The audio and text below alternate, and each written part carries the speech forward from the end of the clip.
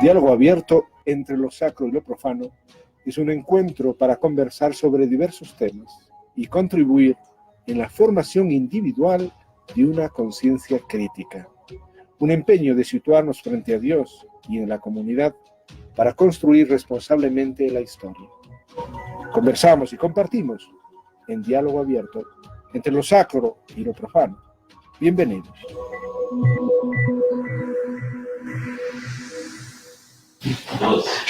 Son las 4 y un poco más aquí en el Ecuador. Gracias por su sintonía. Gracias a todos los amigos en Milán, en Madrid. Gracias a aquellos que nos sintonizan en Londres y a todos quienes están aquí en el Ecuador. Si ustedes tienen sugerencias para programas venideros, pues con muchísimo gusto.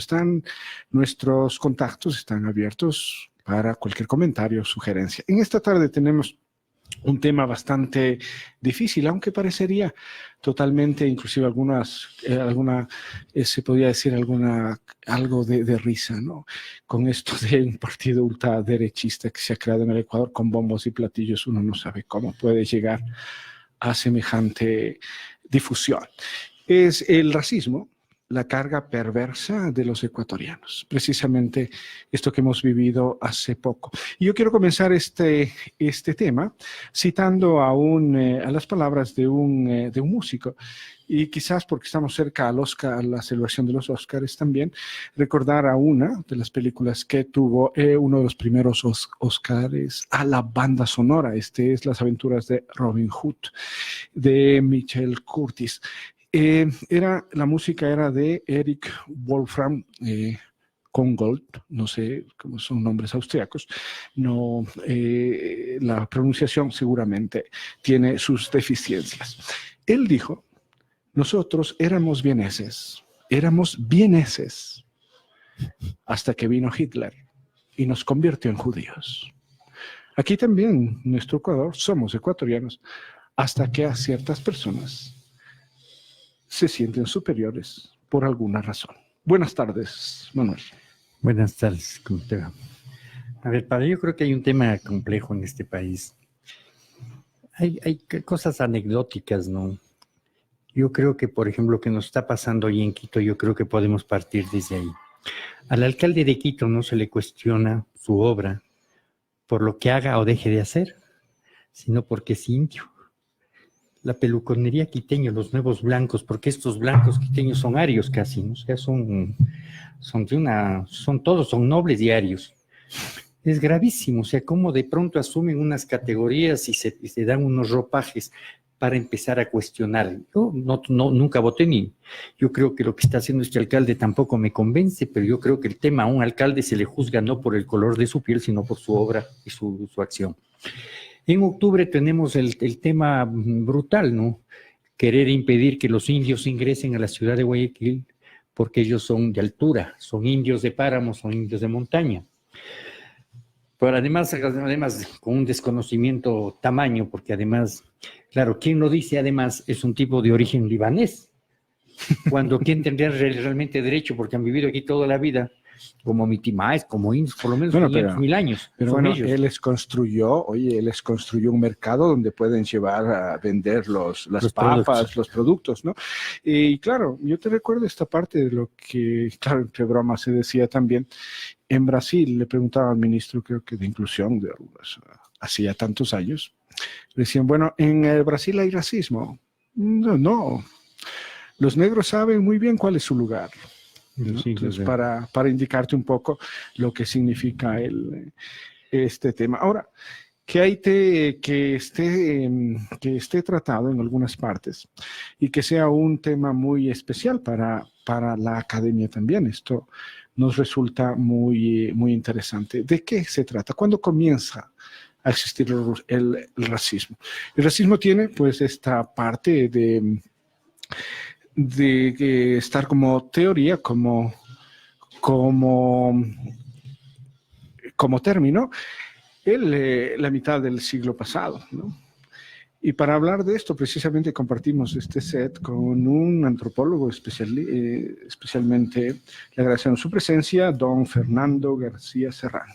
Tiene un currículum bastante grande y él viene a conversar con nosotros me parece que es uno de los campos importantes en la antropología cultural, ¿no? ¿Qué cosa sería el racismo? Bueno, buenas tardes. Mire, en realidad se trata de un proceso, diría yo, con mucha historia. La antropología y las ciencias sociales se han dedicado a su investigación, pero fundamentalmente la definición del racismo está basada en esa concepción de razas superiores, razas inferiores, que se posicionó en la discusión de las ciencias sociales a finales del 19 y comienzo del 20, según la cual cierto grupo de razas, fundamentalmente razas vinculadas al color blanco, razas arias, tienen una superioridad biológica y genética respecto del resto de razas, ¿no? Esto generó, por supuesto, un proceso de discriminación muy importante en muchas sociedades, que actualmente está totalmente desvirtuado, digamos, por la discusión y el debate de la genética, ¿no? Y del genoma humano de fines del siglo XX, donde la genética declara de manera muy enfática que el 99.8% de los genomas humanos son iguales en todas las razas. Existe una superioridad. Tenemos en nuestra América personas que viven de forma diferente. Yo parto de lo que tú decías. O sea, yo creo que, claro, el tema del racismo aparece con el tema de la dominación de unos pueblos sobre otros. Los que someten tienen que justificarse ideológicamente que son superiores y desarrollar elementos ideológicos para que los sometidos se sientan inferiores y no peleen. Parte del tema es o sea, cómo hacer que los inferiores se crean inferiores, incapaces, se sientan menos, para que no tengan la fuerza, porque por lo general siempre los pueblos sometidos son mayoritariamente mucho más grandes, son mayoritarios, son más, siempre son más. Entonces, claro, cuando uno ve la historia de la humanidad, ve la historia del sometimiento, pero el sometimiento físico va conllevando elementos ideológicos. Los griegos son superiores, pero hacen un culto al cuerpo, hacen filosofía, hacen cosas, o sea, se sienten realmente, van construyendo una ideología que los hace en la formalidad superiores a los esclavos, a los bárbaros. Claro, yo creo que el concepto del racismo parte de eso, ¿no? De la dominación, de la explotación, de ahí parte el tema. Y de ahí se van dando elementos ideológicos. Y muchas veces son temas, claro, fundamentalmente se genera estos elementos a través de las religiones. Mira, hace poco vine a Quito y estaba con un carro con matrícula de Imbabura y pasó una señorita al lado mío pitando y me dijeron, ¡hazte un lado, Longo! Y yo, un momento, no soy Longo de Imbabura, soy de Machachi. Claro, ¿no? Pero si ves, o sea, tenemos eso está aquí. Y creo que en octubre se vio una cosa interesante, una cosa muy fuerte, algo que está detrás de la sociedad ecuatoriana. Ese enfrentamiento que existe aquí en el Ecuador es algo peligroso. Bueno, depende cómo uno lo vea, ¿no? Pero yo creo que hay procesos en el país se conforma como Estado en 1830. Vamos a cumplir 200 años y todavía se siguen repitiendo muchas cosas, ¿no? Pero la base de la Constitución... Sí, pero en ese 1830 los indios creo que están a un lado, ¿no? No, Sí, no, sí, no o existe. sea, saben en qué estar, o sea, que eran sí, parte de la hacienda. El tema que se de la vendía. conformación de la nación, digamos, partiendo de los datos objetivos del censo del 2010, donde ya se había preguntado antes la autoidentificación étnica y cultural. El 70% de la población ecuatoriana se autodenomina mestiza y el 20% restante está distribuido entre indígenas, afrodescendientes y mantubios, cerca del 20%. Uno de cada 5 ecuatorianos no es mestizo, llamémoslo así, es diverso. Pero eso en términos históricos hay que entenderlo mejor, ¿no? Porque cuando se constituye la nación ecuatoriana, la mayoría de población era población indígena. La mayoría y la población afrodescendiente era muy numerosa, en las ciudades sobre todo. Es con el tiempo que este proceso avanza, ¿cierto? Del mestizaje, pero lo que hay que recuperar ahí es que el grupo mestizo o blanco mestizo, como se denominó inclusive en el censo, ha llevado pues durante los 190 años el poder político y económico de este país. Y esa es un poco la diferencia, ¿no? Es decir, ni el pueblo indígena, ni los pueblos indígenas, ni los pueblos afrodescendientes ni montubios han estado en el poder económico y político. Y como bien decía usted hace un momento, la legitimación del poder, una de las legitimaciones del poder es justamente haber acudido, ¿no es cierto?, al tema racista, ¿no?, al tema de la raza, a la vigencia de la raza.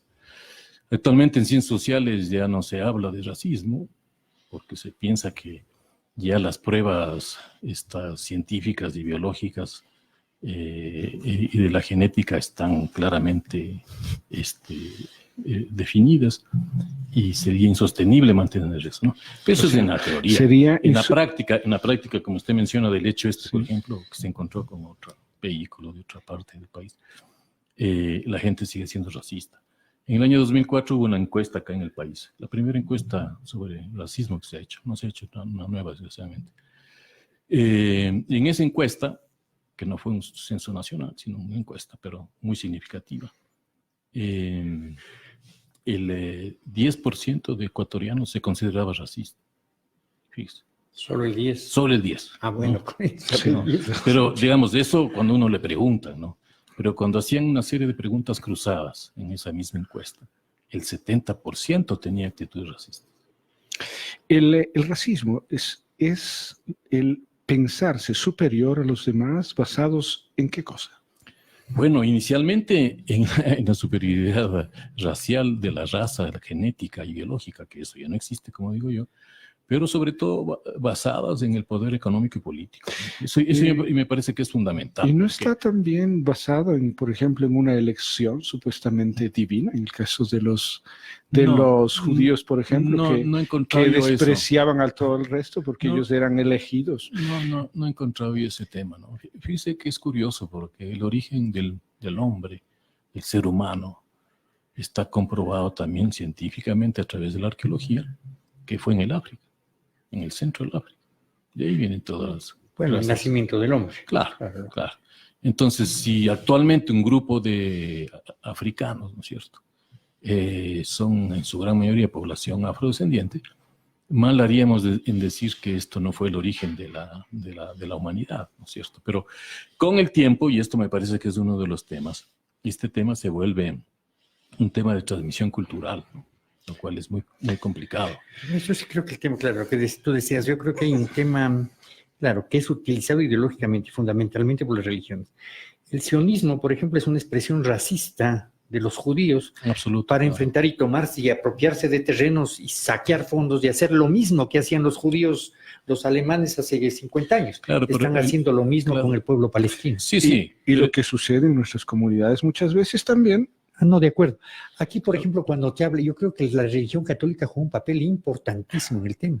Cuando se da la división, claro, porque yo creo que la iglesia, no creo, es de hecho evidente, la iglesia católica era parte del instrumento político de dominación. Por supuesto. Ellos vinieron a América Latina no es como un tema eclesial, eran parte del aparato político, militar e ideológico del Estado español para la conquista de América. toda la gradación que generaron en América Latina era criminal, era brutal. Sí, absoluto. El negro con India, los hijos cruces, de negros, ¿no? los hijos de Sí, negro sí, con sí. India, de indio con Sí, negra, de El blanco. hecho que Los hayas tipos nacido raciales. aquí solamente ya era una... Claro, y eso se ha ido exacerbando, claro, cuando uno, por ejemplo, a nadie le hace racismo al señor Guayasamín, nadie. Al contrario, todos quisieran ser parte del grupo Guayasamín. Claro, le hace racismo a la gente pobre. Hasta 1960 en este país los indios no tenían derechos.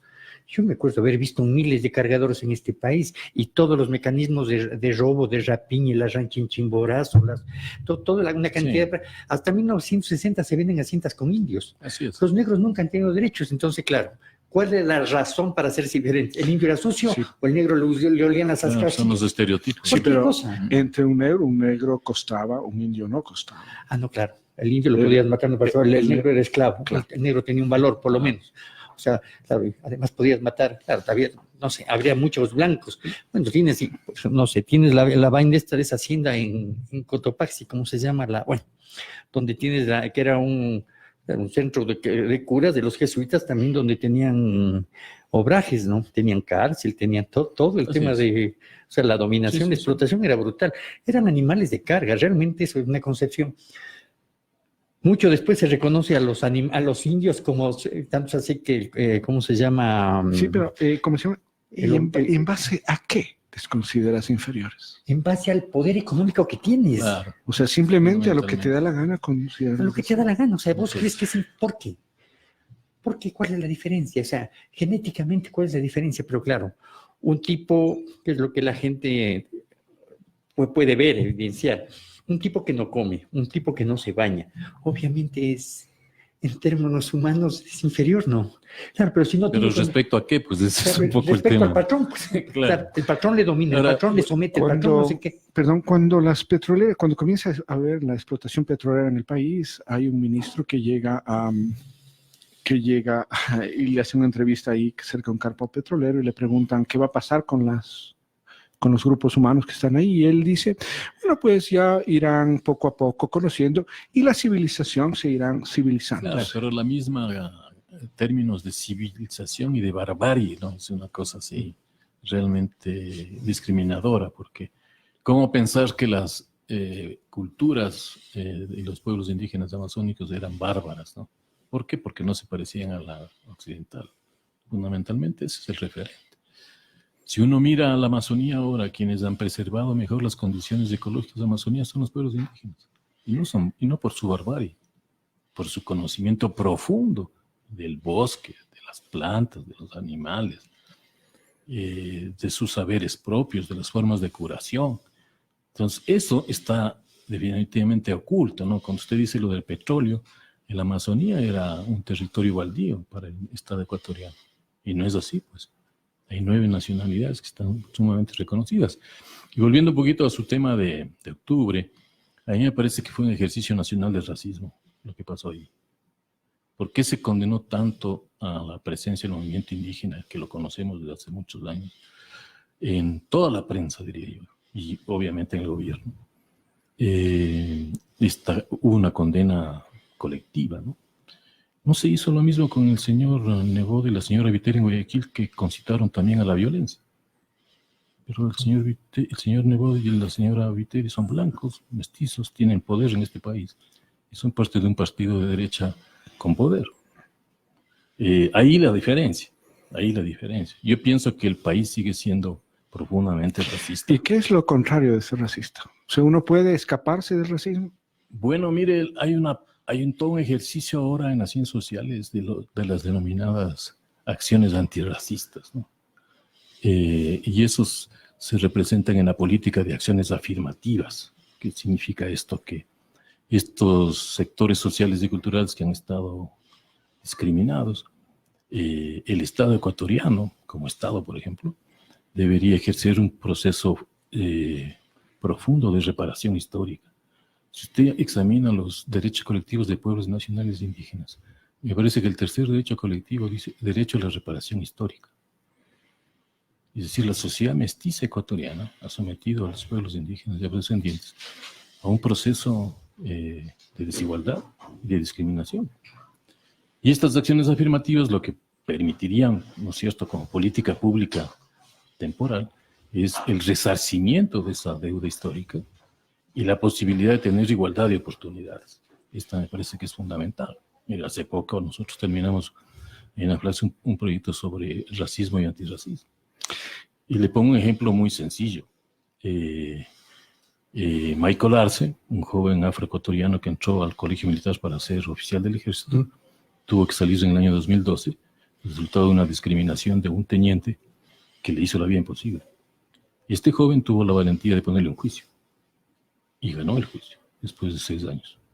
Es el primer juicio sobre delitos de actos de odio que se gana en el país.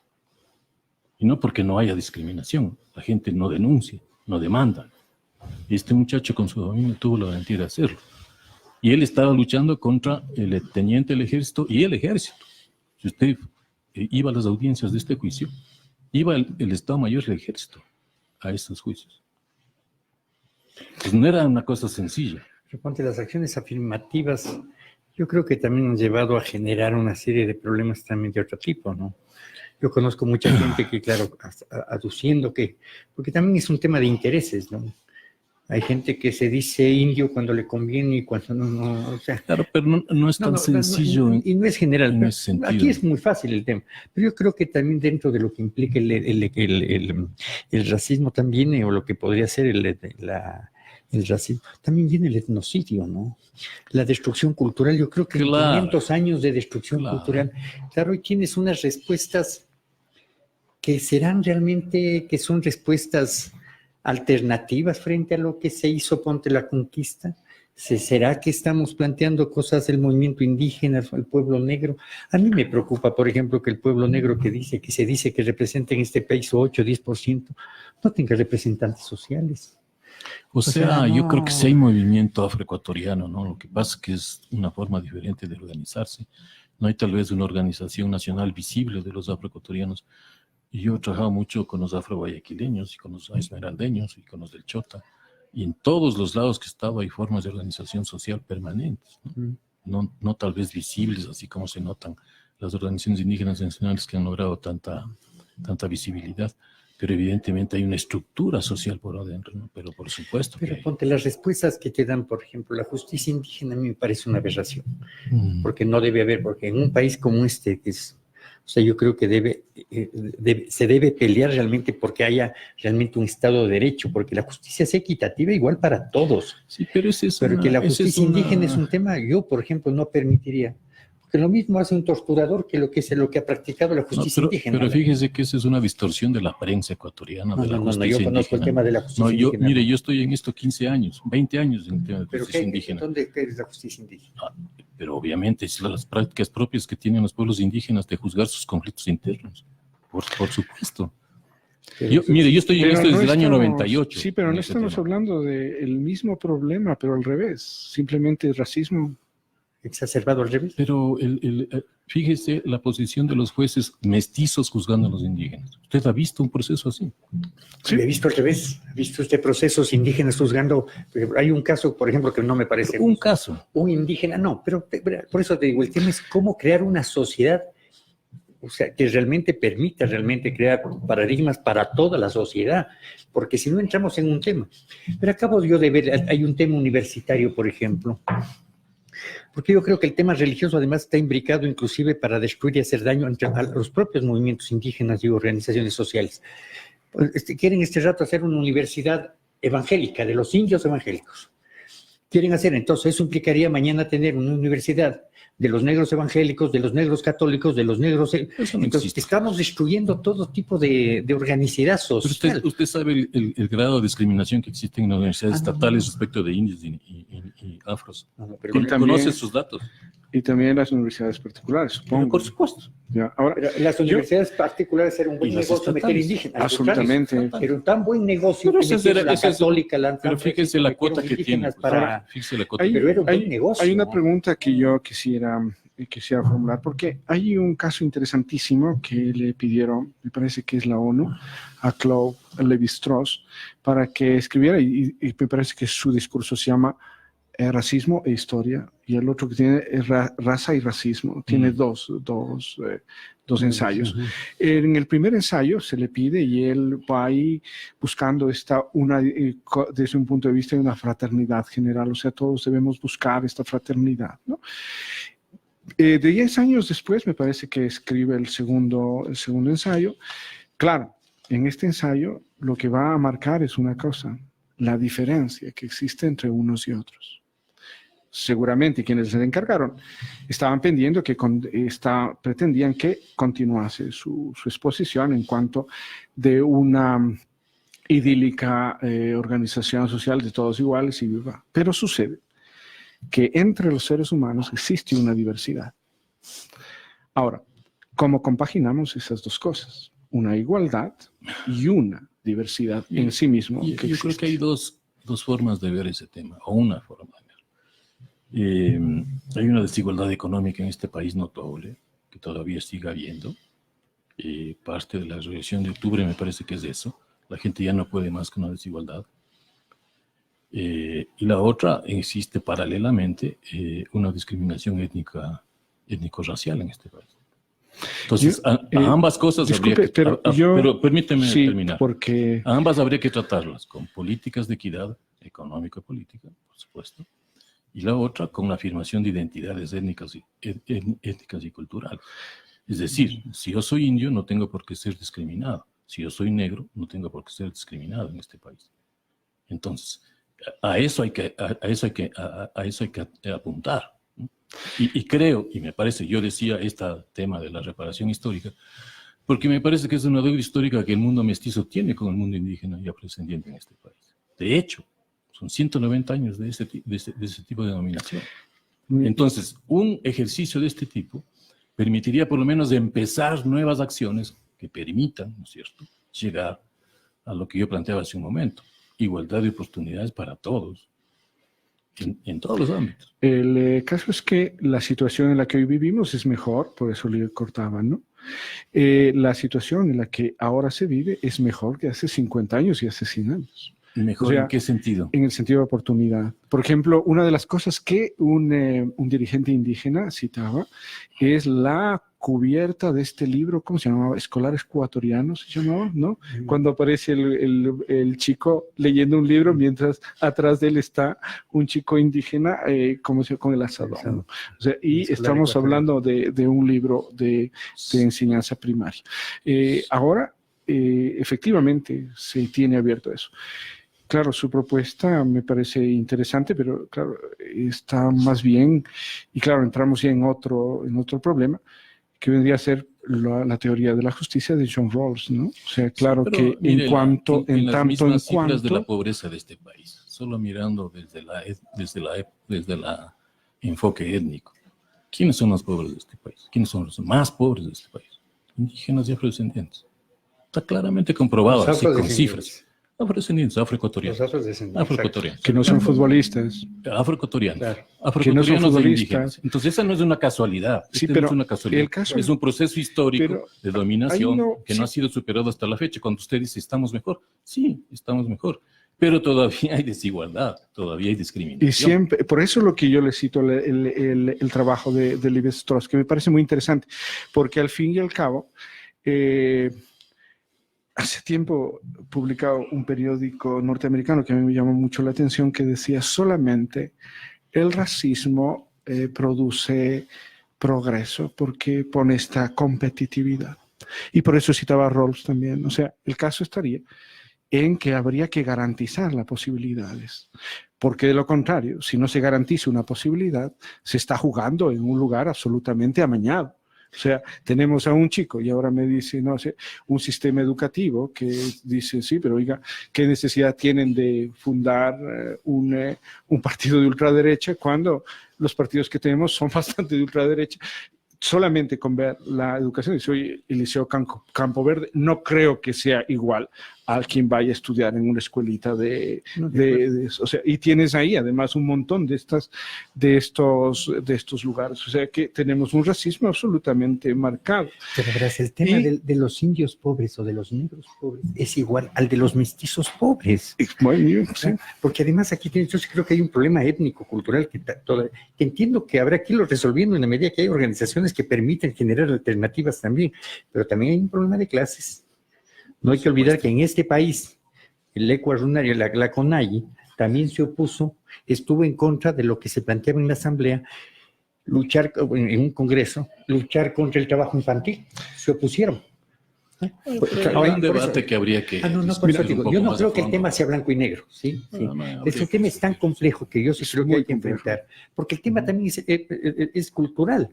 O sea, con tantos años de dominación, realmente el movimiento indígena ecuatoriano está generando una alternativa política, cultural, para superar el racismo y entrar en construir otro país diferente. Y ahora yo lo pongo de otra manera, lo mismo que pone Manuel, que decía, bueno, ahora tenemos un racismo, pero claro, está sobre nosotros, por eso lo hemos puesto una carga perversa, una carga de maldad, le tenemos en los conceptos. O sea, tenemos en los conceptos, como usted señaló, la parte histórica, el tema histórico, pero no solo el tema histórico.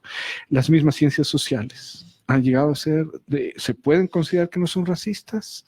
Y lo peor de todo sería esta carga que vendría a ser los bias conceptuales, todo lo que son los mapas cognitivos, son racistas. ¿Qué podemos hacer? ¿Hemos avanzado en algo en este sentido? Yo diría que muy poco. Me parece que mucho depende también de las iniciativas del Estado. Mientras el Estado ecuatoriano no asuma esta condición, me parece difícil que se mejoren las cosas. Habría que pensar en un cambio cultural de mediano plazo. Esto supone pasar 1 o 2 generaciones para que estas cosas empiecen a cambiar. No es tan sencillo. El cambio cultural es muy difícil de sacarlo. Un niño o niña que tiene 6 años tiene dentro de sí todas las conceptos, ideas, categorías introvertidos ya, interiorizados, ¿no? ¿Dónde aprende? En esos 6 primeros años que le enseña a la familia, la escuela, el barrio, ¿no? Esas cosas son las que estamos pasando a la niñez, ¿no?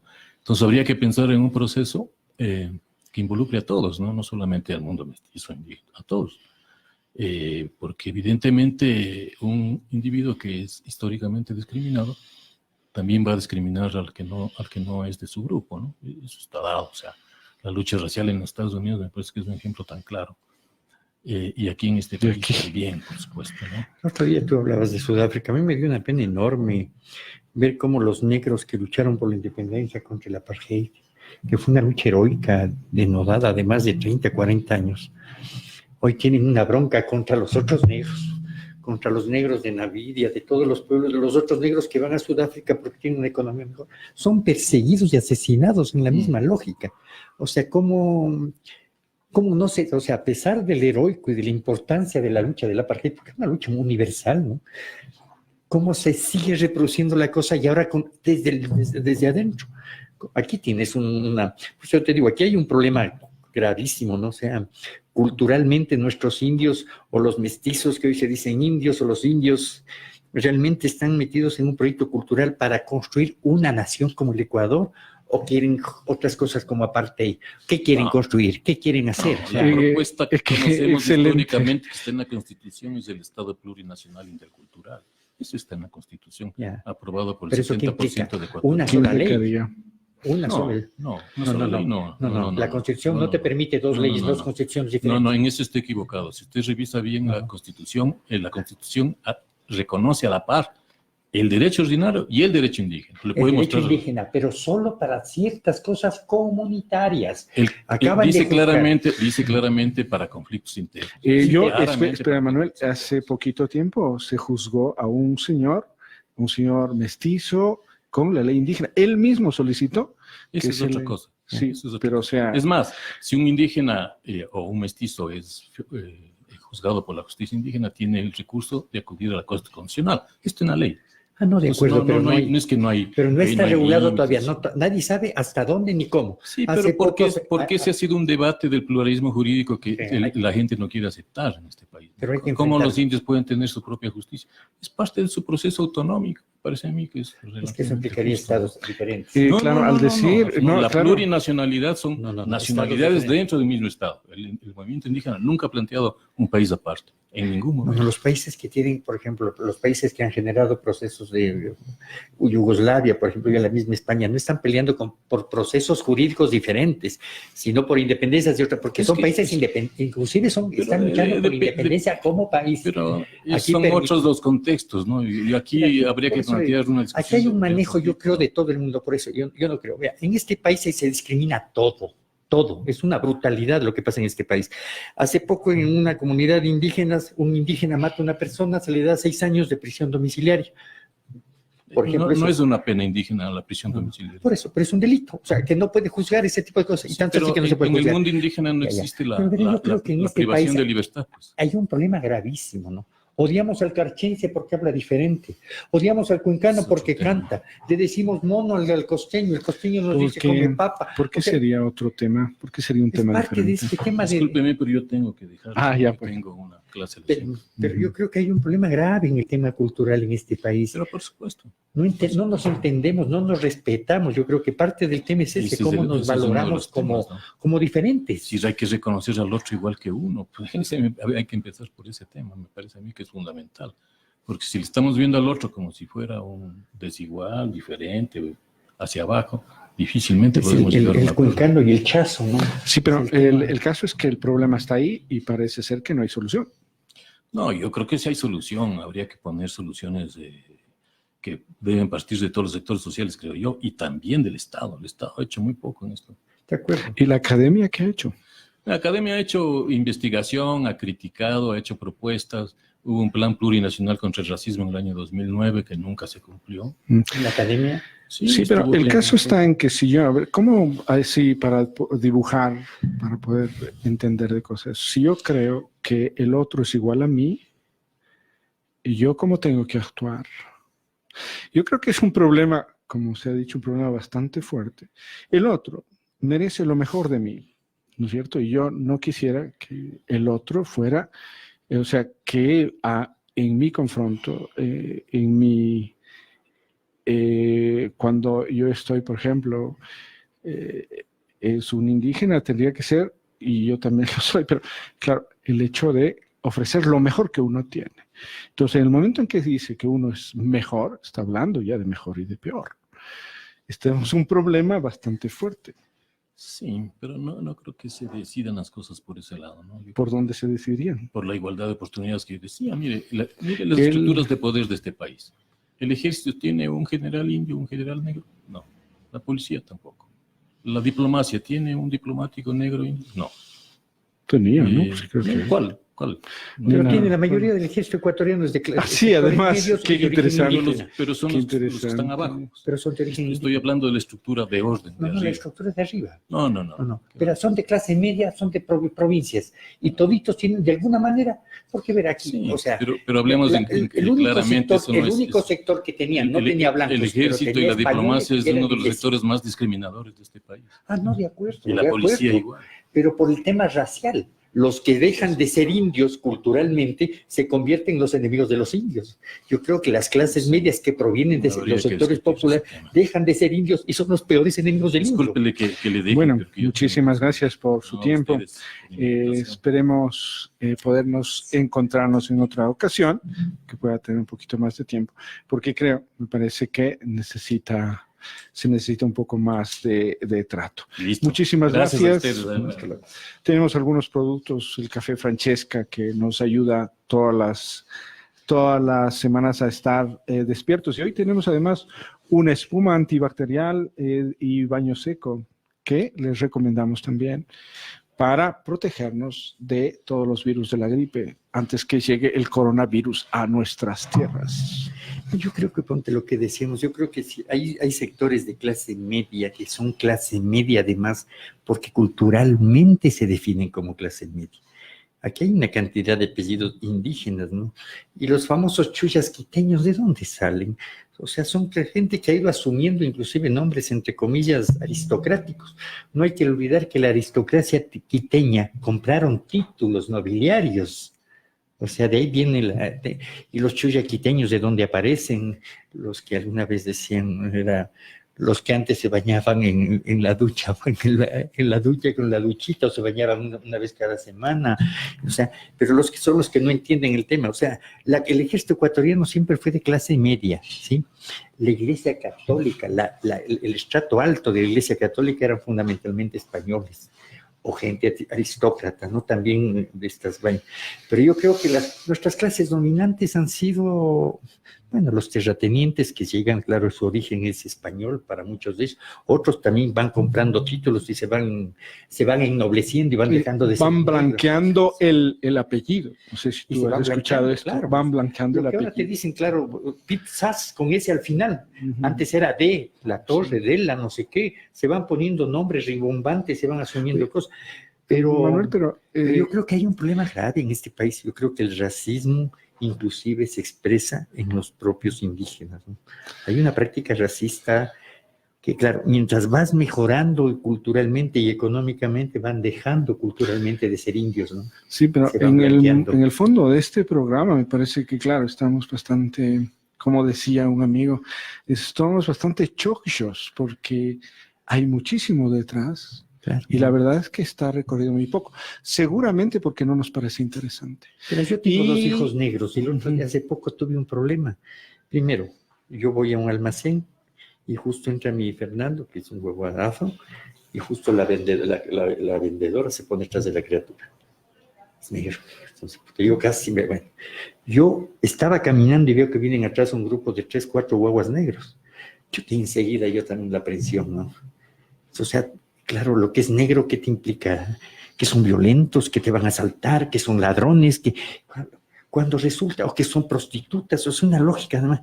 O sea, cuando el tema no va por ahí, no va el color de la piel con la miseria, con la violencia. La mayoría de violadores en este país son blancos mestizos, la mayoría de ladrones son blancos mestizos. Caucásicos. O sea, mira, pero... Y los de cuello blanco, la mayoría son blancos caucásicos o arios también. O sea, el gran problema de corrupción de aquí, lo sabemos a quién le pertenece, pero claro, eso no se harán cargo. Ahora, mira, creo que cuando hablamos de racismo, cada uno de nosotros, o sea, ¿quiénes somos? Reconocernos realmente, ¿quiénes somos? A partir de reconocernos, podríamos interactuar con el otro. Pero si tú te niegas a ti mismo, ¿cómo vas a poder superar esto? Yo creo que el problema de esto debería iniciar por reconocernos lo que somos. Hemos venido planteando el hecho de la humanidad, ¿no? ¿Qué implica la humanidad, no? Yo alguna vez estuve con gente, una vez una española, porque además ahí nos trataban de sudacas, ¿no? Yo he visto gente recontra, re fea. Nuestras mujeres son lindísimas, pero claro, te hacen unos racismos idiotas, ¿no? O sea, cuando si tuvieras un poco de sentido común, de respeto al otro, de humanidad, ¿cuál sería la lógica para ser racista? ¿Cuál sería? Que el tipo sea un mal tipo, sea un violento, sea alguien que te haga daño, nada más. O sea, el hecho de que sea racista me parece que es una falta de conocimiento propio y respeto al otro. O sea, que te niegas, estaría cerrado sobre unos conceptos fijos, absolutistas, fundamentalistas. Pues si no, ¿qué te hace que seas diferente a otro? ¿Por qué puedes ser diferente a otro? ¿Porque tienes más plata? ¿Porque te vistas con marca? ¿Cuál sería la diferencia? Yo no entiendo. ¿Sí? Yo no sé cuál sería la diferencia así formal que alguien pueda hacer más que otro por. Yo creo que la gente es igual. Yo conozco gente que es valiosísima, pero eso más que uno, son gente valiosa porque saben dar, porque aportan. Y esa gente es la más sencilla del mundo, ¿no? Los que saben, los que conocen, es la gente más sencilla, los sabios. ¿Recuerdas a Monseñor Proaño que decía en una intervención que es conocida por todos? Dice, tienen en su propia cultura, desde su propia cultura. Claro, para Monseñor Proaño eso es un reto. Son de las personas, como todo profeta, que ve en el futuro un cambio. O sea, yo creo que el racismo va a estar presente siempre en cada uno de nosotros. Lo interesante es aprender, por ejemplo, de la tolerancia, pero conociéndote a ti mismo, sabiéndote lo que es y lo mejor de lo que tú puedes dar. Esperemos que nuestro gran amigo y director y productor y director de este espacio, don José Zambrano Brito, termine su Taita Subversivo, que será un motivo precisamente para emprender estos temas, porque creo que está dentro de ese planteamiento y todo esto, y ya con un aporte que se hizo hace tantos años.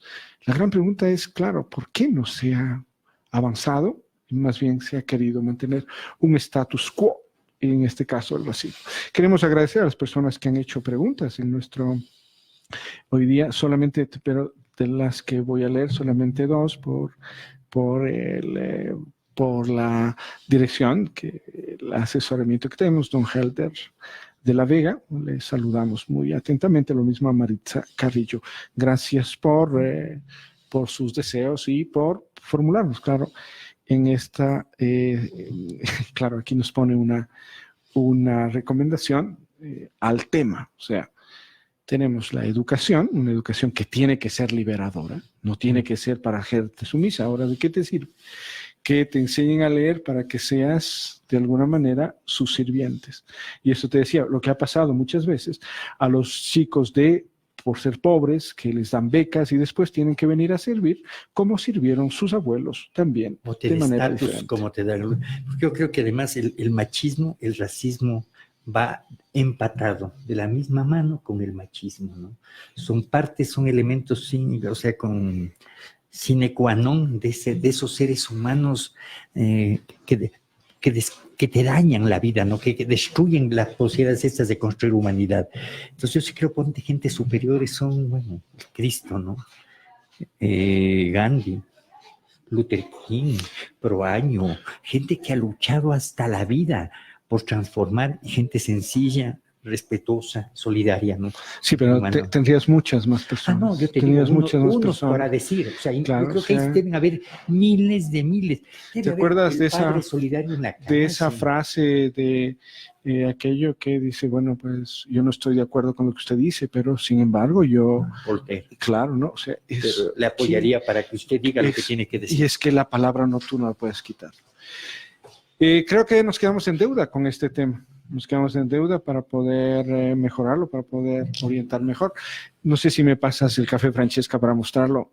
Está hecho de manos de mujeres caficultoras de Río Intag. Les deseamos que todo su trabajo y todo aquello que hacen con sus hijos, claro, con una mente abierta, por conocerse a sí mismos y respetar a los demás, conociéndolos, sin poner etiquetas, que cuando ponemos etiquetas o membretes somos injustos, ¿no es cierto? Café Francesca, un café puro de Intag. También tenemos ahora que estamos con el peligro de las gripes, siempre llévese en su bolsillo espuma antibacterial y baño seco Handseptic, que es un nuevo producto que nos permite mantenernos libres. Gracias por su sintonía. Nos encontramos la próxima semana. Esperemos tener algo que ofrecer.